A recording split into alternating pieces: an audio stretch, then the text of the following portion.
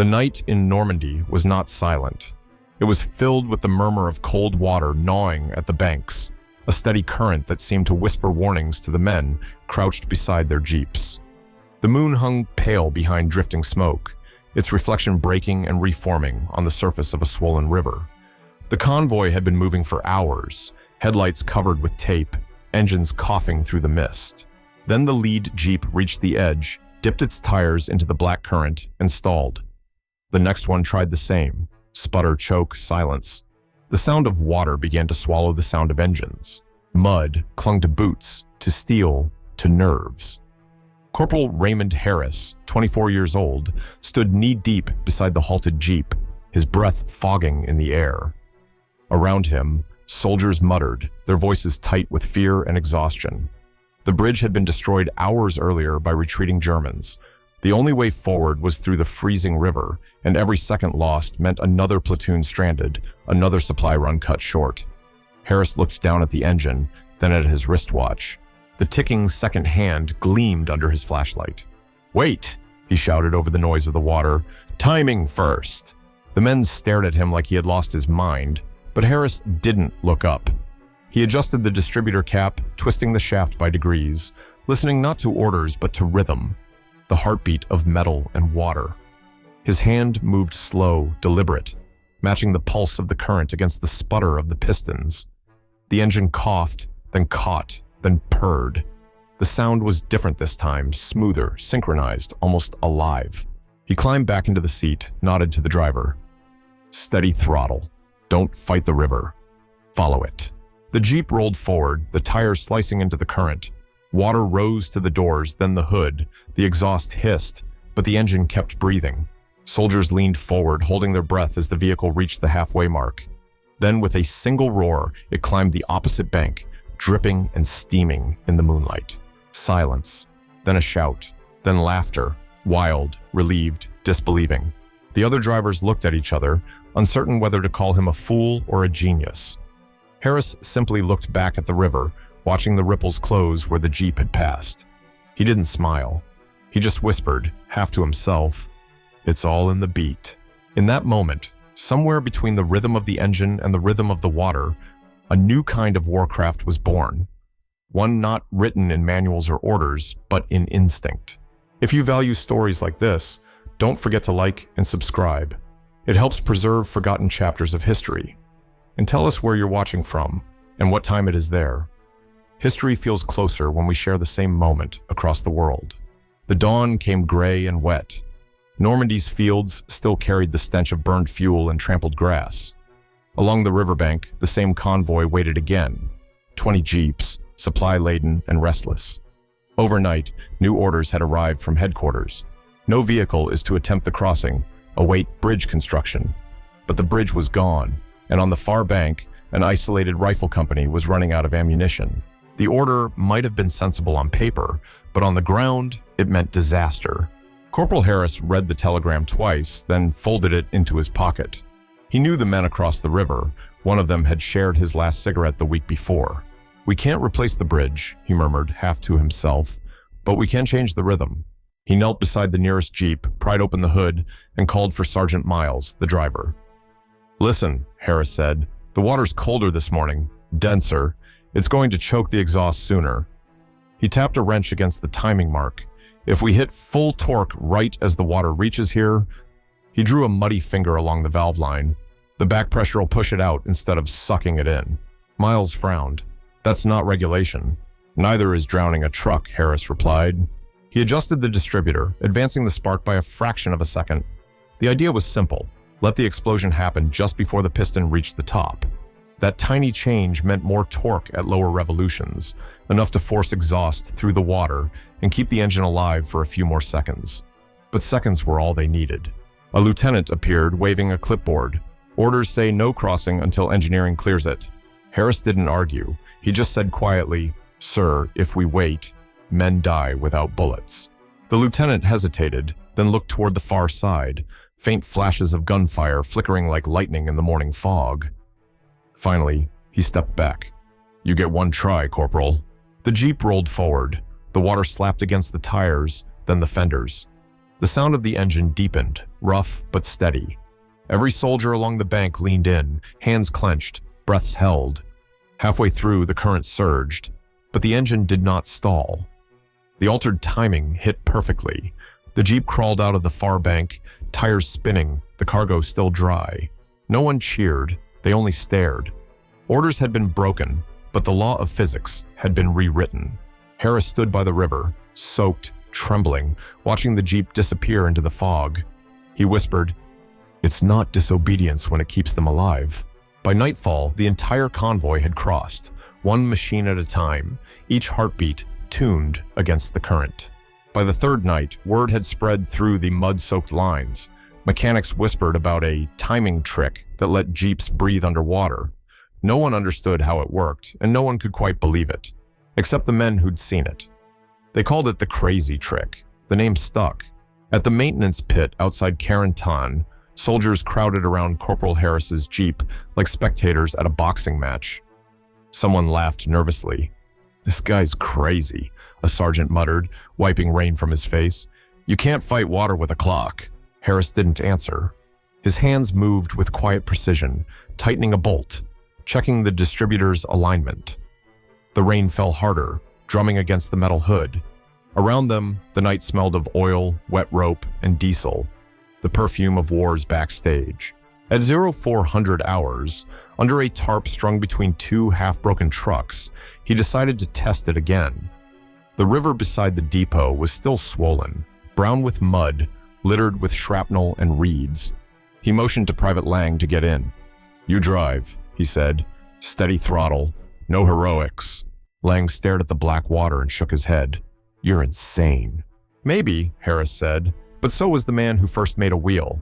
The Jeep lurched forward, lights off, engine humming in sync with the rain.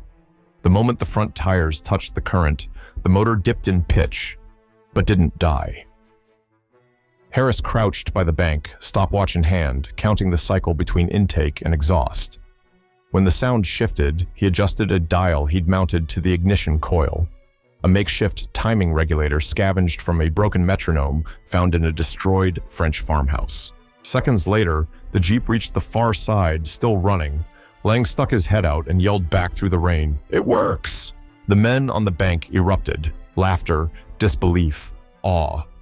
They began scribbling notes on scraps of ration paper, sketching diagrams on ammo crates, copying the strange angles of Harris's adjustments. Within days, field mechanics all over Normandy were experimenting with the Harris curve, advancing ignition and sealing plugs with melted candle wax to keep out water.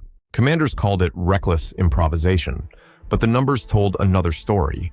In 2 weeks, 47 river crossings, not a single engine drowned. Supply convoys that used to lose half their vehicles to flood now moved twice as fast. The phrase "crazy trick" appeared in a report to Allied Engineering Command, annotated with 3 question marks and 1 exclamation mark. When asked how he'd done it, Harris only smiled and said, "I didn't change the river, I just taught the engine to listen." In war, madness and genius often wore the same face, but only one left tire tracks across the impossible. The rain had stopped by the time the convoy reached a valley near St. Lo. Mist clung to the ground like smoke from a battlefield that refused to rest. The river there was calm, yet deep, the kind of quiet water that deceived men into thinking it harmless. The soldiers prepared for another crossing, their boots squelching in the mud, their breaths short in the cold air. Corporal Harris stood beside his Jeep, wiping grease from his hands with a piece of torn uniform. His fingers trembled, not from fear, but from fatigue. He'd been awake nearly 40 hours, but when the lieutenant asked how he managed to make the engine survive where others drowned, Harris simply said, "You don't force the machine, you let it sing." The men laughed, but he wasn't joking. He motioned them closer, gesturing at the idling engine. "Listen," he said. "You hear that low pulse? That's the crank timing lining up with the intake stroke. When the sound evens out, when it feels like breathing, that's when you go in." They frowned, confused.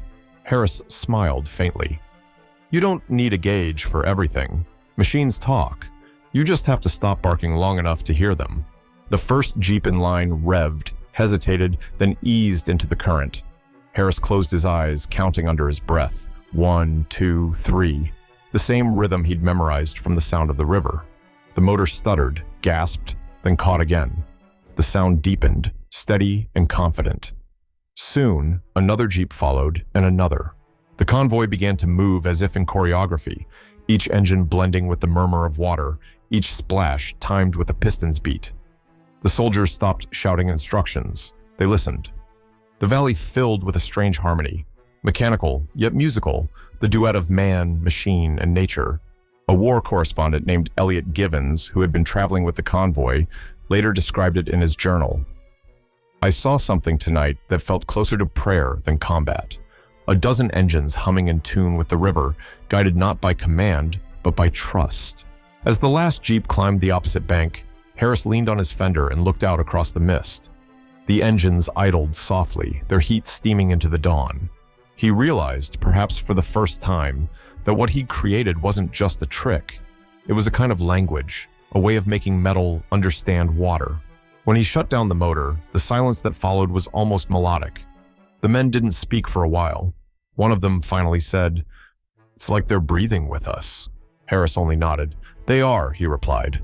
The next crossing was supposed to be routine, a shallow creek near Mortain.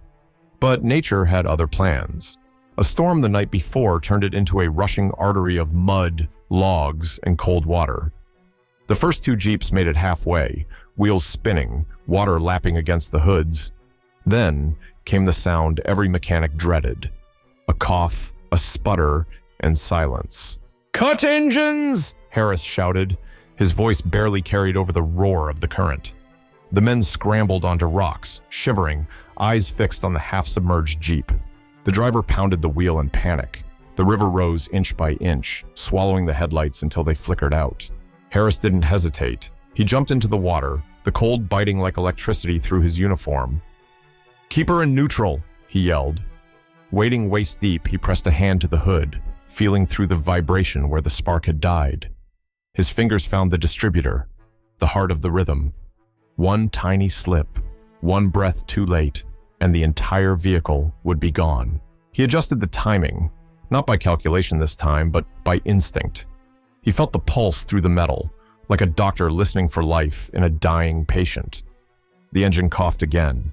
For a moment, it was just noise. Then came a single, steady thrum. The Jeep roared back to life, bubbles exploding from the exhaust. "Throttle up!" he cried. The driver slammed the pedal. Mud sprayed, wheels caught, and the vehicle lurched forward, dragging itself from the current. The moment it reached dry ground, the men cheered, raw, trembling, soaked to the bone. Someone slapped Harris on the shoulder. "You just pulled her out by hand, you maniac." He only smiled faintly, chest heaving. "Didn't pull her out," he said. "Just gave her timing back."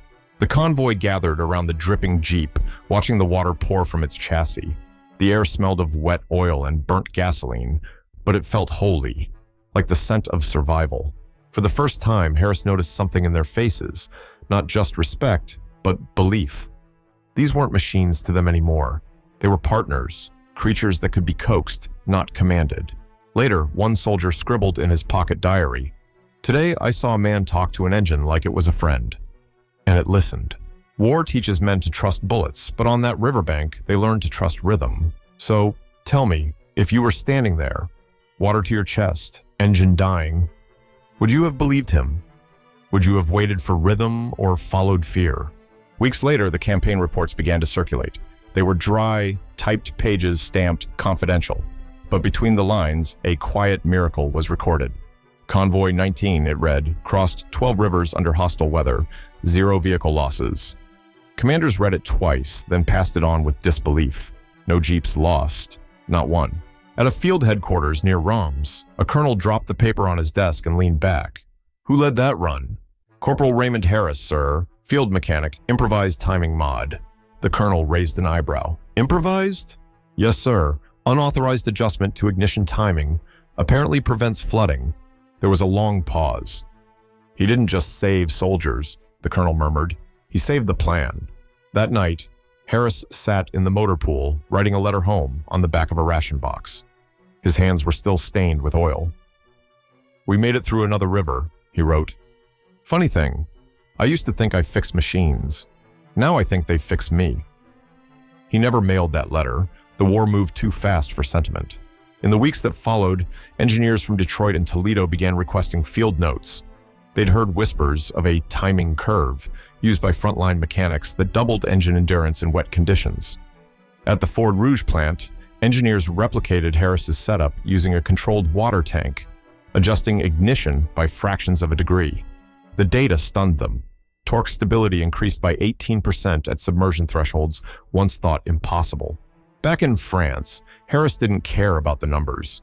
He cared about the faces of the men who crossed behind him, alive, breathing, laughing through mud. He saw them loading crates of ammunition under rain, singing half-broken songs about engines and rivers. One German prisoner, assigned to repair duties in a captured depot, watched from the corner. "In our army," the prisoner said through an interpreter, "no one would have let a corporal change timing without permission." Harris grinned. "Then maybe that's why we're crossing rivers and you're not." The man nodded slowly, a mixture of respect and quiet defeat in his eyes. The next day, when Harris started a Jeep, the German stood nearby, listening. He tapped the hood lightly and said, in halting English, "Good rhythm." It was a small thing, but in that moment, something shifted. Not in engines, but in men. And to you watching, have you ever seen a solution so simple it felt like magic? Have you ever met someone whose quiet skill changed everything without a single medal to show for it? Tell me in the comments, who was your Harris? The war ended, but the rhythm never left him. Years passed. Factories that once built tanks now made tractors, engines for peace instead of war. In a small town in Ohio, where cornfields replaced trenches and riverbanks grew silent again, an older Raymond Harris lived quietly, running a repair shop beside a creek. Locals brought him everything from tractors to school buses. No matter what broke, he listened before touching a tool. Sometimes, on quiet afternoons, he'd roll out an old Willys Jeep, the same model he'd once timed against a Normandy river. Its paint was dull, its seats cracked, but when he turned the key, the engine still answered like an old friend. Children from the neighborhood gathered to watch. One asked, "Mr. Harris, how come your Jeep sounds different?" He smiled, "Because it remembers how to breathe." That evening, as the sun dropped low, he stood by the creek with his coffee mug, the same water murmuring that once tried to drown him. He set down the cup, started the engine again, and leaned in close. The motor thumped in even rhythm, soft but alive. He whispered, "Still in tune, old boy." He could still recall the sound of men cheering from muddy banks, the way their faces lit up when an engine that should have died found life again. He thought of the officer who said he'd saved not just soldiers, but the plan itself. Harris never told anyone that what he'd really saved that night was something less visible: faith. Faith that a man with no rank high enough, no tools fancy enough, could still change the outcome of a war by listening more closely than anyone else. In a museum years later, curators restored a war-worn Jeep for display. They found tiny notches near the distributor, unusual markings that didn't match factory standards. Someone asked about them. An aging veteran visiting the exhibit smiled faintly. "That's a Harris mark," he said. "It's what made the Jeep breathe underwater." The guide didn't understand, but the veteran didn't explain further. Some stories don't need translation. They hum quietly under the surface, like engines in rain. As twilight faded over the creek, Harris switched off the ignition and listened to the silence left behind. The soft ticking of cooling metal, the whisper of running water, the long memory of rhythm. He didn't invent a machine. He discovered a harmony. And in that harmony lay the secret of endurance, not just for engines, but for people. History remembers generals, not grease-stained hands. Yet somewhere between the thunder of artillery and the whisper of turning gears, there lived men like Corporal Raymond Harris, soldiers who fought not with rifles, but with rhythm. His timing trick never earned him a medal, no parade, no newspaper headline. But it lived on, in every engine that crossed a river, in every convoy that refused to drown. When engineers back home studied his field notes, they quietly built his intuition into the machines of the next generation. Amphibious vehicles, waterproof ignitions, self-sealing cables, all carried a trace of that moment on the Normandy riverbank when one man listened differently. The science of it became standardized, but the soul of it remained his. He had understood something the manuals never wrote down. Machines, like people, only survive when they find their rhythm.